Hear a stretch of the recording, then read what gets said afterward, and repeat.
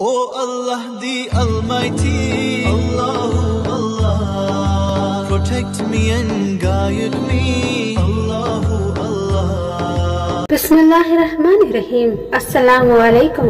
एक काबिल इबरत वाक़या तकरीबन 25 बरस पहले की बात है। आजमगढ़ के एक देहात में एक ज़मींदार मुल्ला बख्श नाम के रहते थे। मुल्ला बख्श अपने बाप की तन्हा औलाद थे और उनके बाप अभी जिंदा थे। उनके रिश्तेदारों ने सोचा कि अगर मुल्ला बख्श का खात्मा कर दिया जाए तो उनकी जो औलाद है वो महजूब हो जाएगी, क्योंकि दादा जिंदा होगा और बाप मर चुका होगा।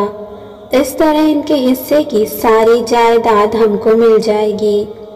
चुनांचे इन्होंने खुफिया तौर पर मुल्ला बख्श के कत्ल का मंसूबा बनाया।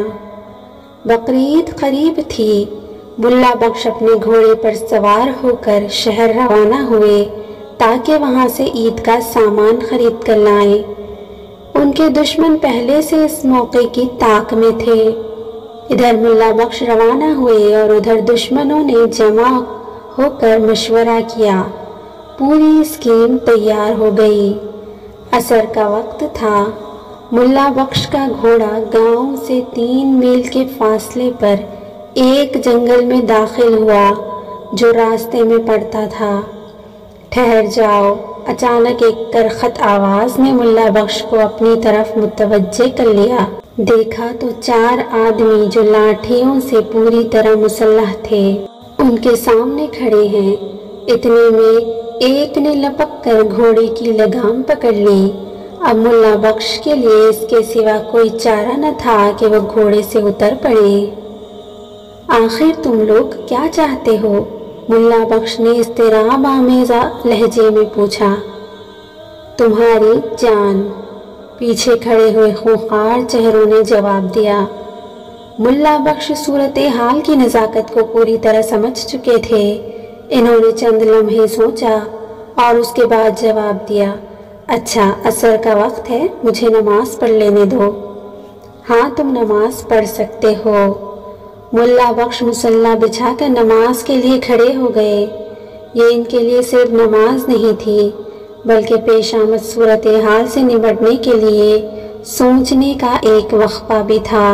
वो बज़ाहिर नमाज पढ़ रहे थे मगर हकीकतन अपने रब से सरगोशी कर रहे थे। वो भी सजदे में थे कि इनमें से एक मुअम्मर शख्स ने कहा, देखते क्या हो, इससे बेहतर वक्त नहीं मिल सकता। अगर कहीं कोई राही आ निकला तो तुम्हारा सारा मंसूबा धरा का धरा रह जाएगा। बुजुर्ग साथी की बात सबकी समझ में आ गई और फौरन ही इनके 2 ताकतवर आदमी मुल्ला बख्श के दाएं और बाएं खड़े हो गए। सजदे की हालत ही में एक लाठी गर्दन के नीचे रखी गई और दूसरी गर्दन के ऊपर। इसके बाद दोनों तरफ से 4 आदमियों ने मिलकर दबाया तो मुल्ला बख्श की ज़बान निकल पड़ी। थोड़ी देर बाद वो इस दुनिया में नहीं थे। इसके फौरन बाद दुश्मनों ने घोड़े को भी कत्ल कर दिया और घोड़े और उसके सवार दोनों की लाश करीब के दरिया में बहा दी। ये बरसात का ज़माना था। ऐन इसी रात को मूसलाधार बारिश हुई और करीबन 1 हफ्ते तक जारी रही। इस बारिश में न सिर्फ कत्ल के तमाम आसार धुलकर ख़त्म हो गए बल्कि बढ़े हुए दरिया में लाश भी हमेशा के लिए गायब हो गई। वाक़ये के बाद मुल्ला बख्श के साहिबजादे अब्दुस समद और इनके दामाद हामिद हसन 2 हफ्ते तक बारिश और सैलाब में मारे मारे फिरे मगर मुल्ला बख्श का कोई सुराग न मिला। जिस वक्त मुल्ला बख्श का घोड़ा जंगल में दाखिल हुआ और 4 आदमियों ने मिलकर इन्हें घेर लिया तो मुल्ला बख्श के पीछे कुछ फासले पर गांव का एक बनिया भी था जो बाजार से आ रहा था। उसने जैसे ही ये मंजर देखा तो फौरन खिसक कर एक झाड़ी में छिप गया। वो वहीं से पूरा मंजर देख रहा था। उसने बात को घर आकर मुल्ला बख्श के वारिसों को सारा वाकया सुनाया। रिपोर्ट हुई, पुलिस आई मगर न लाश बरामद हुई और न कत्ल का कोई सबूत फराहम हुआ। इस वजह से मुकदमा कायम न हो सका। 4 कातिल बहुत खुश थे कि चलो कत्ल भी किया اور سزا سے بھی بچے اور مقتول کی ساری جائیداد کا حق بھی مل گیا، مگر آخری عدالت کا فیصلہ ابھی باقی تھا۔ اس کے بعد جلد ہی یہ واقعہ ہوا کہ ایک کے بعد دیگرے وہ چاروں بیمار ہوئے جنہوں نے ملا بخش اور ان کے گھوڑے کو قتل کیا تھا۔ ان میں سے ہر ایک کی بیماری موت کی بیماری تھی۔ پہلا شخص جب مرنے کے قریب ہوا تو لوگوں نے سنا کہ وہ سخت اضطراب کی حالت میں کچھ کہہ رہا ہے۔ قریب آ کر کان لگایا تو صاف طور پر یہ الفاظ اس کی زبان سے نکل رہے تھے، ملا بھائی اپنے گھوڑے سے ہم کو مت کو چلیے، ملا بھائی اپنے گھوڑے سے ہم کو مت کو چلیے۔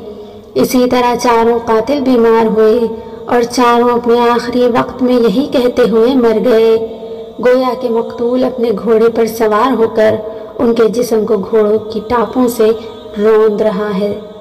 موت کے بعد جب نہلانے کے لیے ان کے جسم کا کپڑا اتارا گیا تو یہ قیاس صحیح نکلا۔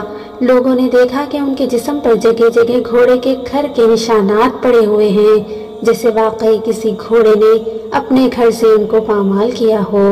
اسی طرح چاروں آدمیوں کا خاتمہ ہو گیا اور وہ یا ان کی اولاد ملا بخش کی جائیداد بھی حاصل نہ کر سکی، کیونکہ دادا زندہ تھے اور انہوں نے ملا بخش کے لڑکوں کے نام ان کا پورا حصہ لکھ دیا۔